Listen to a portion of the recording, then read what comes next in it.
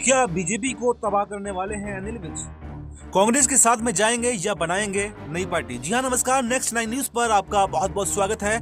और इस वक्त की सबसे बड़ी खबर आ रही है हरियाणा से, और खबर यह है कि अनिल विज जो सीनियर नेता हैं भारतीय जनता पार्टी के, जो पूर्व गृह मंत्री रह चुके हैं हरियाणा के, और उसके बावजूद अपनी ही सरकारों पर अब इस तरह से आक्रामक हैं कि बीजेपी उनको कारण बताओ नोटिस भेजती है। और आपने देखा कि क्या उन्होंने उस नोटिस का किया, मीडिया के सामने आकर उस नोटिस को फाड़ दिया और कहा मुझे ऐसे नोटिसों का जवाब देने की कोई जरूरत नहीं है, मैं खुद अपना जवाब दे दूंगा, मैं किसी की जवाबदेही के लिए जिम्मेदार नहीं हूं।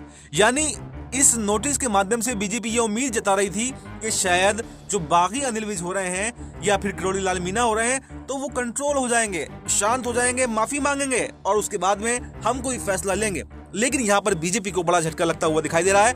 बीजेपी के मंसूबे यहाँ पर नाकामयाब होते हुए दिखाई दे रहे हैं, क्योंकि जिस तरह से नोटिस मिलने के बाद में अनिल विज की आक्रामकता और ज्यादा बढ़ गई है, उससे साफ संदेश ये जा रहा है कि अब अनिल विज बीजेपी में रुकने वाले नहीं हैं।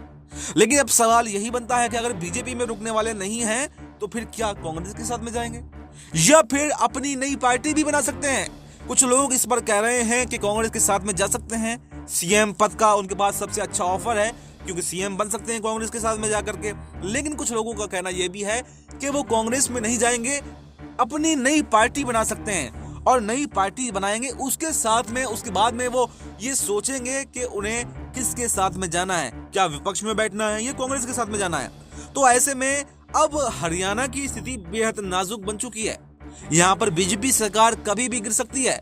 नायब सिंह सैनी की रातों की नींदें उड़ गई हैं, रातों रात अमित शाह से मिलने जाते हैं, मोदी से मिलने जाते हैं, बैठकों का दौर जारी है। आखिर किस तरह से अनिल विज को रोका जाए? और अगर ये जानते हैं, क्योंकि हरियाणा में सीटों का समीकरण कुछ ज्यादा बहुमत नहीं है बीजेपी के पास में, बड़ी मुश्किल तमाम एग्जिट पोल फेल हो गए थे। एग्जिट पोल ये दावा कर रहे थे कि कांग्रेस की सरकार बनने वाली है, कांग्रेस की स्थिति अच्छी थी, उसके बावजूद यहाँ पर बीजेपी जीत तो गई लेकिन उतनी अच्छी स्थिति नहीं है। मात्र 4-5 विधायक ही ज्यादा है बहुमत से। अगर 5-7 विधायक 10 विधायक अनिल विज ने अगर तोड़ लिए तो यहाँ पर बीजेपी को करारा झटका लग सकता है।